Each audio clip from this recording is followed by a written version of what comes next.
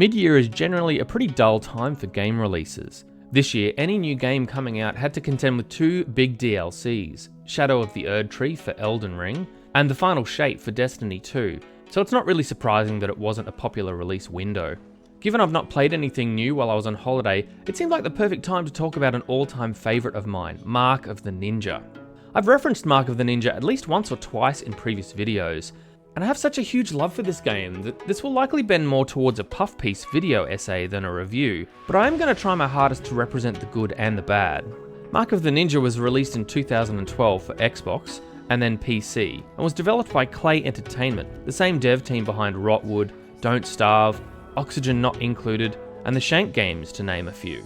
Clay have a very particular art style. Someone on Reddit described Don't Starve as Tim Burton's Minecraft. And maybe you could say that Mark of the Ninja is like Tarantino's Samurai Jack. It's a 2D stealth puzzle game at its core. You, as the titular ninja, must cut a path through a mercenary faction that came against your clan. Each level is a series of rooms that you must carefully traverse in order to stay hidden as you inch your way towards your objective.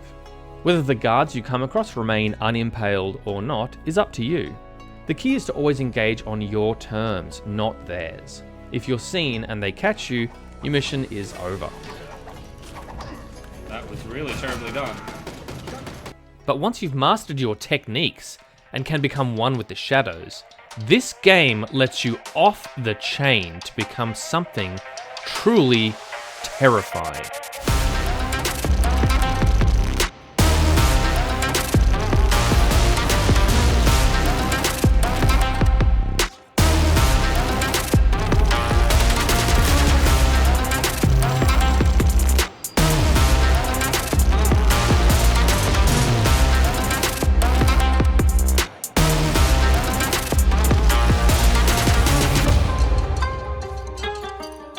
The title, Mark of the Ninja, doesn't denote the name of the main ninja.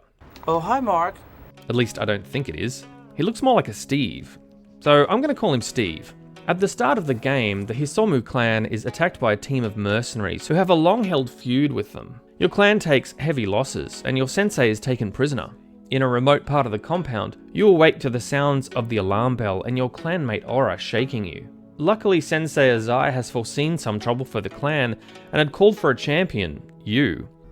I foresaw this day would come, and so I called upon a champion to receive the Mark of the Ninja, which is a pretty badass magic tattoo using dye made from some special plants that give you mind powers but can also cause hallucinations and give you the munchies.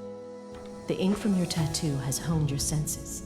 Focus your thoughts, and you can freeze time in your mind. So anyway, Steve has accepted the first wacky tobacco tattoo, and we must set off to teach these mercenaries the folly of messing with the Hisomu clan. The word Hisomu in Japanese means to hide or to lurk, which is pretty apt because you'll be doing a lot of lurking. As you progress through each level, you'll melt into the shadows and use the darkness to either sneak past the guards or wait for the perfect time to strike and then dispose of their bodies. It's a very cool mix of popping lights, climbing ceilings, traversing vents, and outwitting enemies. The controls are really tight, and your movements from one pose into the next can be so fluid. Your character looks like he's dancing through the levels. It gets to the point where you feel like a dangerous predator, almost like a deranged, murderous Batman. You might think that the 2D nature of the game makes it easy to see what's coming, but you're only able to see what's in the same room as your character. You can lean against doors to get a sense of what's in the next room, but that means taking the risk that no one will be using the door and catching you out of position. One of the most excellent gameplay mechanics is how sound is translated to the player using a visual medium, an expanding type circle. Each footfall that you or your enemies make, each popped light bulb, makes a noise that travels across rooms in an outward circle. You don't need to see an enemy to know someone's there. And likewise, if the noise circle crosses an enemy, they'll come and investigate. Even more brilliant is this mechanic being folded into your ninja kit. As you progress through levels, you'll unlock tools that fall into two different categories: attack tools and distraction tools. For example, you'll be able to throw noisemakers to make a pop sound to gain the guard's attention away from where you want to go. But you won't always want everyone in the vicinity hearing the noise, so there's a convenient bubble to indicate how far the noise will travel, and you can tailor the point of release to best suit your needs. Also of note is the lighting. The game shows you right out of the gate that direct light is the enemy of stealth. When exposed to direct light, your character is bathed in bright colour and is visible to guards. Hang around too long and you'll develop, well, perforations.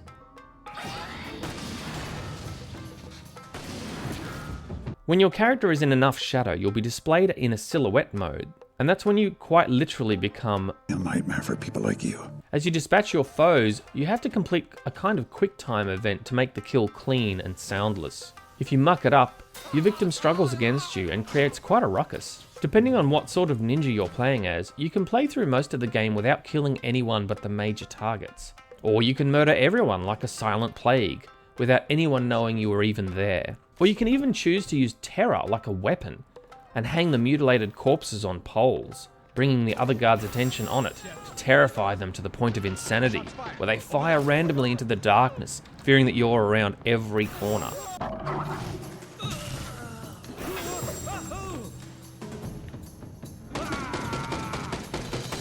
think this guy's a bit upset now.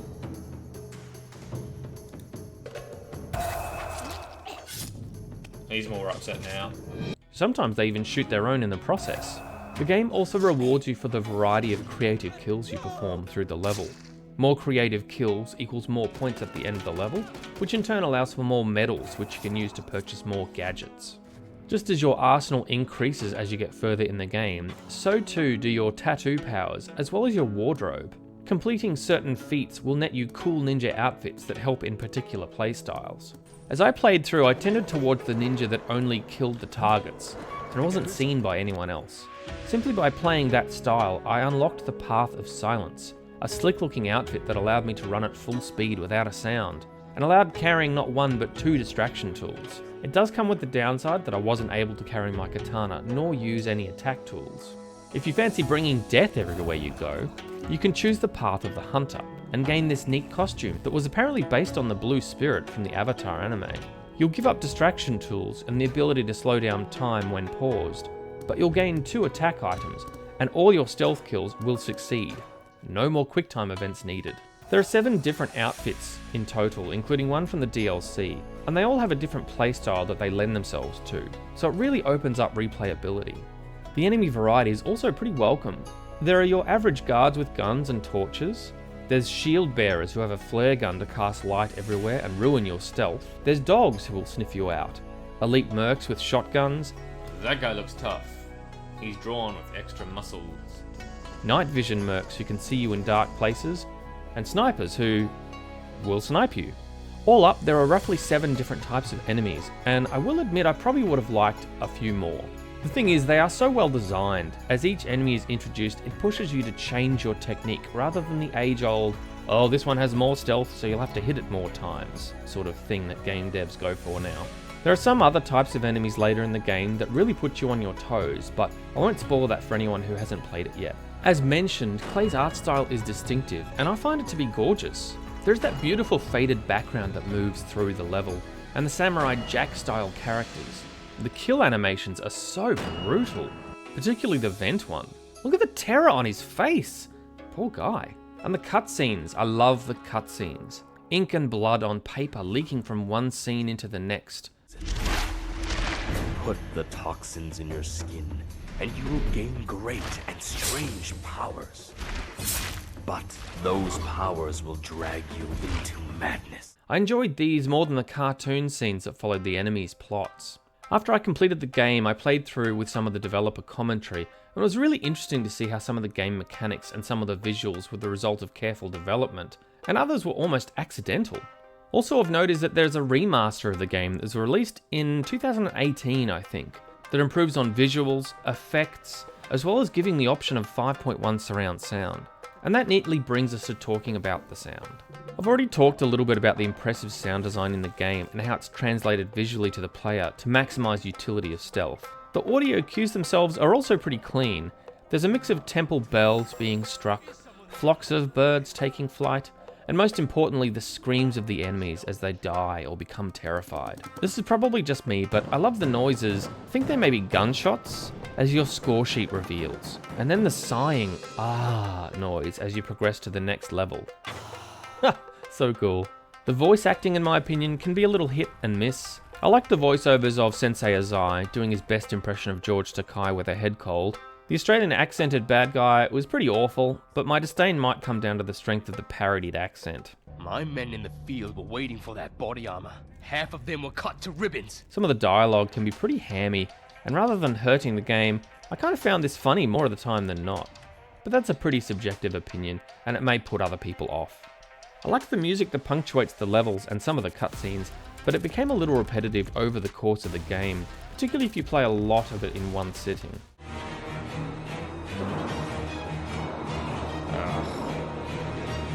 The score relies heavily on strings to denote suspense in those tense moments, and it's pretty good, but the amount of times I heard it lessened the effect over the course of my adventure.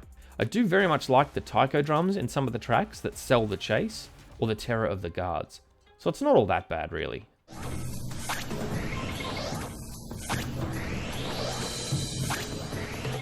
Before I sum up, it's worth adding two more things. You can play this on either keyboard and mouse or controller, and I found either method worked really nicely. Also, there's currently a developer sale on Clay Games, including Mark of the Ninja on Steam, with prices down 70% off. It's only on until the 12th of July, so while the game is normally $29 Australian, already a steal in my opinion, it's currently down to $8.70, which is stupidly good. Mark of the Ninja is sadly single player only, but the campaign lasted me around 10 hours to play through at a pretty leisurely pace. You could probably get through it in 6 or 7 hours at a pinch, but if you're a completionist, it'll likely stretch out to 15 or 16 hours.